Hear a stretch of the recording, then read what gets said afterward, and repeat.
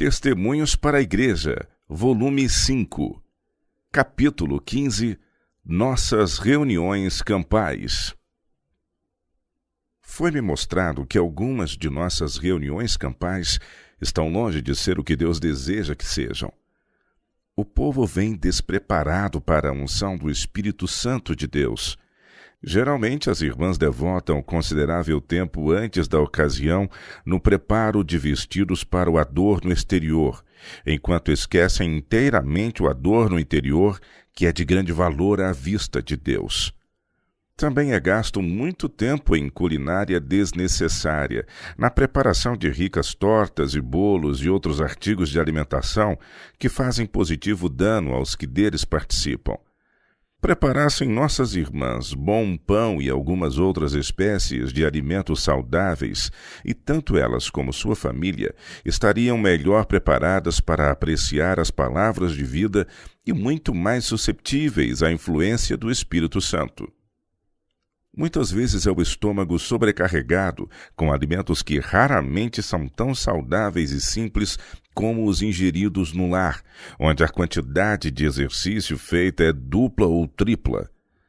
Isso leva a mente a ficar em tal letargia que é difícil apreciar as coisas eternas. As reuniões terminam e eles ficam desapontados por não haverem desfrutado mais do Espírito Santo. Ao se preparar para a reunião, cada indivíduo deveria examinar íntima e criticamente o próprio coração diante de Deus. Se houver sentimentos desagradáveis, discórdia ou conflitos na família, uma das primeiras ações de preparação deveria ser confessar as faltas uns aos outros e orar uns pelos outros. Humilhar-se diante de Deus e fazer sinceros esforços para esvaziar o templo da alma de todo entulho, inveja, ciúmes, suspeitas e críticas. Limpai as mãos, pecadores. E vós, de duplo ânimo, purificai o coração. Senti as vossas misérias e lamentai e chorai. Converta-se o vosso riso em pranto e o vosso gozo em tristeza. Humilhai-vos perante o Senhor, e Ele vos exaltará. Tiago, capítulo 4, versos de 8 a 10. O Senhor fala. Entre em seu aposento e em silêncio comungue com o próprio coração. Ouça a voz da verdade e da consciência. Nada terá mais clara visão de si mesmo do que a oração secreta. Aquele que vê em secreto e sabe todas as coisas, iluminará o entendimento e responderá às suas orações. Deveres simples e evidentes que não podem ser negligenciados se abrirão diante de você. Faça um concerto com Deus para dedicar a si mesmo e todas as suas faculdades a seu serviço. Não leve para a reunião campal essa tarefa.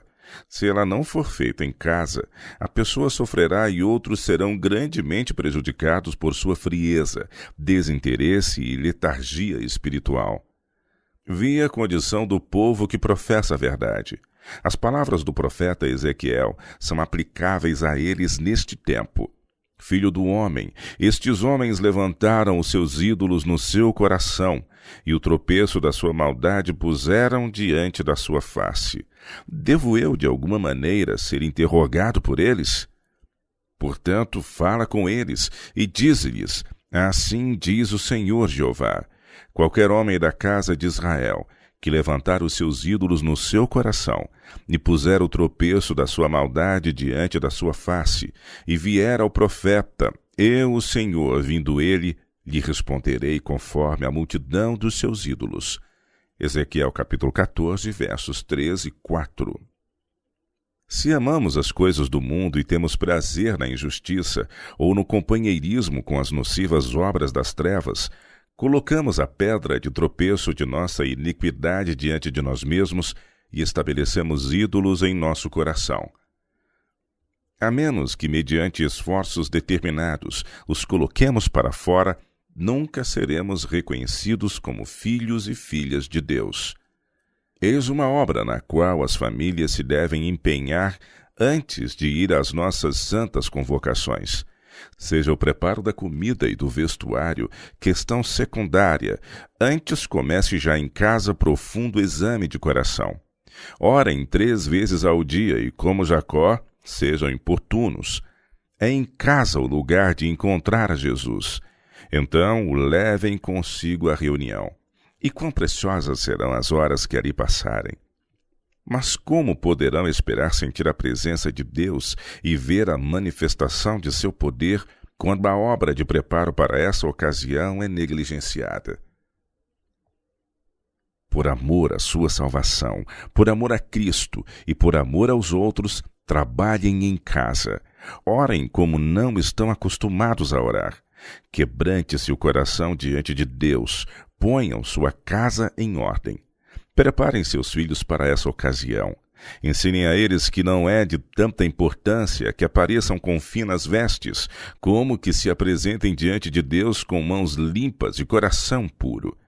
Removam cada obstáculo que lhes esteja no caminho, todas as diferenças que possam ter existido entre eles mesmos ou entre vocês e eles. Assim fazendo, convidarão a presença de Deus em seu lar e os santos anjos os acompanharão ao irem à reunião e a luz e a presença deles afugentarão as trevas dos anjos maus. Mesmo os descrentes sentirão a santa atmosfera quando entrarem no acampamento. Oh, quanto se perde pela negligência dessa importante obra!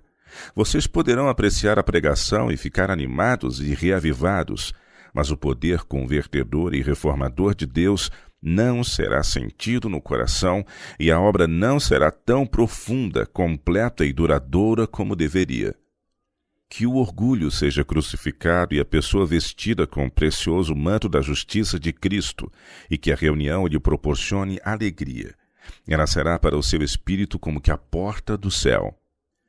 A mesma obra de humilhação e exame de coração deveria ser feita também na igreja, para que todas as diferenças e malquerenças entre os irmãos possam ser postas de lado antes de comparecerem diante do Senhor nos encontros anuais. Comecem essa obra com determinação e não descansem até que ela se complete, pois se vocês vieram às reuniões com dúvidas, murmurações e disputas, atrairão os anjos maus para o acampamento e trarão trevas aonde quer que forem. Foi-me mostrado que, por falta dessa preparação, as reuniões têm realizado tão pouco. Os pastores raramente estão preparados para trabalhar pelo Senhor. Há muitos oradores, aqueles que em geral dizem coisas extravagantes e perspicazes, saindo de seu caminho para atacar outras igrejas e ridicularizar sua fé. Mas poucos sinceros obreiros de Deus. Esses astutos e presunçosos oradores professam ter a verdade mais do que qualquer outro povo, mas a maneira de trabalhar e o zelo religioso de modo nenhum correspondem à sua profissão de fé. Olhei para ver a humildade de espírito que sempre deveria ajustar-se como uma veste apropriada sobre nossos pastores, mas ela não existia neles. Olhei para o profundo amor pela salvação das pessoas, o que o Mestre disse que deveriam eles possuir, mas não o encontrei. Procurei ouvir as ferventes orações apresentadas com lágrimas e angústia de espírito em favor dos descrentes e impenitentes havidos em seus próprios lares e na igreja, porém nada ouvi. Atentei para os apelos feitos no espírito, mas não os havia. Procurei pelos portadores de cargas, que em tal tempo deveriam estar chorando entre o alpendre e o altar, clamando: poupa o teu povo, ó Senhor, e não entregues a tua herança ao opróbrio. Joel capítulo 2, verso 17. Mas não ouvi tais súplicas. Uns poucos fervorosos e humildes estavam buscando ao Senhor. Em algumas dessas reuniões, 1 ou 2 pastores sentiam a carga e arqueavam como uma carroça debaixo dos molhos. A grande maioria dos pastores, porém, não possuía mais senso da santidade de sua obra do que as crianças. Vi que esses encontros anuais podiam ser o que eles deveriam ser, reuniões de fervoroso trabalho. Os pastores deveriam procurar obter preparo de coração antes de assumir a obra de ajudar os outros, pois o povo está muito mais adiantado do que muitos dos pastores. Deveriam eles incansavelmente lutar em oração até que o Senhor os abençoasse. Quando o amor de Deus estiver queimando no altar do coração, eles não pregarão para exibir sua inteligência, mas apresentarão a Cristo que tira os pecados do mundo. Na igreja primitiva, o cristianismo era ensinado em sua pureza. Seus preceitos eram transmitidos mediante inspiração. Suas ordenanças não eram corrompidas pelos artifícios humanos. Ela revelava o Espírito de Cristo e se mostrava bela em sua simplicidade. Seus adornos eram os santos princípios e vidas exemplares dos membros. Multidões eram ganhas para Cristo, não através de ostentação ou cultura, mas pelo poder de Deus que assistia à correta pregação da palavra. Mas a igreja se corrompeu, e agora há mais necessidade do que nunca de que os pastores sejam condutos de luz. Há muitos faladores loquazes da verdade bíblica, cujo coração está destituído do Espírito de Deus, assim como os montes de Gilboa o estão de orvalho e chuva. O que necessitamos são homens que sejam completamente convertidos e que possam ensinar outros a como entregar seu coração a Deus.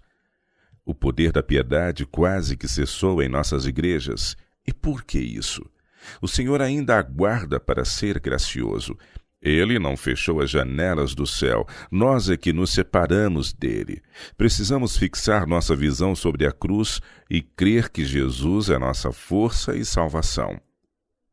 Enquanto vemos tão pouca responsabilidade pelo trabalho por parte de pastores e povo, perguntamos: quando, porém, vier o Filho do Homem, porventura achará fé na terra?